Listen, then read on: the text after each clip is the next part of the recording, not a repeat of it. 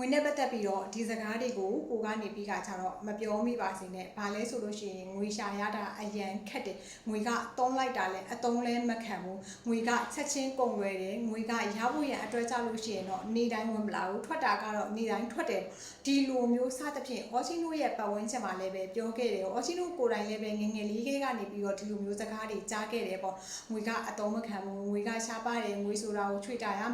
ငွေကဘာမှကိုအသုံးမခံဘူးအခုဆိုလို့ရှိရင်လည်းပဲငွေနဲ့သွားပြီးတော့ဝယ်လိုက်မယ်ဆိုလို့ရှိရင်တော့မှအများကြီးမရလာဘူးငွေကုန်တာကအရန်မြန်တာစသဖြင့်ပေါ့နော်ဒီလိုစကားမျိုးတွေပြောမိကြဟုတ်ပါတယ်အခုအချိန်မှာငွေနဲ့ပတ်သက်ပြီးကကြတော့တော်တော်များများ stress တွေလည်းပြီးနေကြတယ်ငွေနဲ့ပတ်သက်ပြီးကကြတော့စိုးရိမ်မှုတွေလည်းရှိနေကြအချင်းကိုယ်တိုင်လည်းပဲအရင်တုန်းကဒီလိုမျိုးတွေဖြစ်ခဲ့ပါတယ်အဲ့တော့ကြတော့အချင်းကအခုရောမရှိတော့ဘူးလားငွေကြီးအရန်ချမ်းသာနေပြီလားဆိုလို့ရှိရင်တော့အရန်ချမ်းသာနေတာမဟုတ်ပါဒါပေမဲ့ငွေကြီးအများအများပိုင်ဆိုင်မှာအော်ချင်းတို့တွေ abundance ဖြစ်တာမဟုတ်ပါဘူးအော်ချင်းရှေ့ကပြောခဲ့တဲ့ဗီဒီယိုထဲမှာလည်း enough mindset ဆိုလုံလောက်တဲ့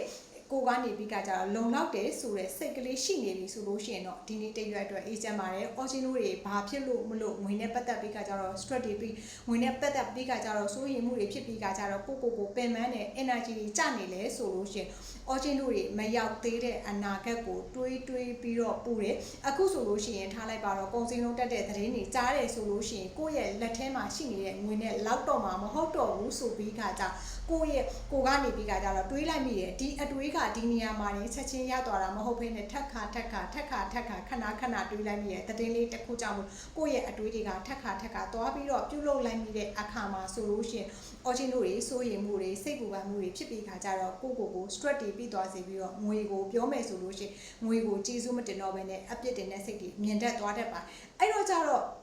ဒီလိုမျိုးတွေကတော့အပြစ်မှာမဖြစ်နေဘူးလားဆိုလို့ရှိရင်ဖြစ်နေတယ်ပေါ့နော်ဒါပေမဲ့အခုလက်ရှိကိုယ့်ရဲ့လက်ထဲမှာရှိနေတဲ့ငွေလေးရှိနေတဲ့အတွက်ကြောင့်အော်ချင်းတို့တွေကိုယ့်အတွက်ကကိုလိုချင်တာလေးကိုဝယ်လို့ရတယ်သုံးလို့ရအဲ့ဒါကြောင့်လို့ဒီနေ့တနေ့စာအတွက်ကိုလုံလောက်တယ်ဆိုတဲ့စိတ်ကလေးကိုပြန်ပြီးကကြတော့ထားလိုက်မယ်အခုချိန်မှာငါအတွက်ကအဆင်ပြေသေးတယ်ဆိုတဲ့စိတ်ကလေးကိုထားလိုက်မယ်ဆိုလို့ရှိရင်စောတုန်းကတွေးနေတဲ့အတွေးကလည်းရက်သွားတယ်လို့ကိုလုံလောက်တယ်ဆိုတဲ့စိတ်ကကို abundance ဖြစ်စေရဲ့နောက်တစ်ခုကကြကို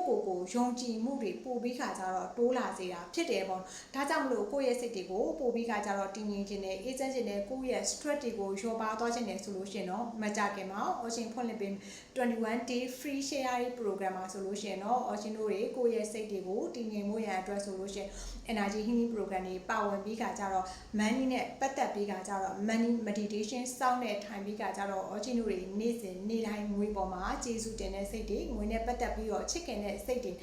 meditation သွားမှာဖြစ်ပါတယ်ဒါကြောင့်မလို့ကိုယ့်ရဲ့စိတ်တွေကိုတည်ငြိမ်အေးချမ်းခြင်းနဲ့ကိုကနေပြီးခါကြငွေနဲ့ပတ်သက်ပြီးတော့အစိုးရိမ်မှုတွေလျော့ပါသွားခြင်းနဲ့ဆိုလို့ရှိရင်တော့21 day program ကိုလာရောက်ပြီးခါကြတော့ join လို့ရပါတယ်ကိုကစိတ်ဝင်စားရဲဆိုလို့ရှိရင်တော့ Ocean page messenger ဒါမှမဟုတ်လို့ရှိရင်တော့ TikTok chat box မှာလာရောက်ပြီးတော့စီရင်ပေးသွင်းလို့ရပါတယ်အားလုံးပဲကျမ်းမာပြီးကကြတော့ကောင်းမွန်တဲ့နေ့ရက်ဒီ abundance life တွေကိုပိုင်ဆိုင်ကြပါစေလို့ဆုမကောင်းတောင်းပေးပါတယ် Ocean ကတော့ energy healer Ocean ဖြစ်ပါတယ်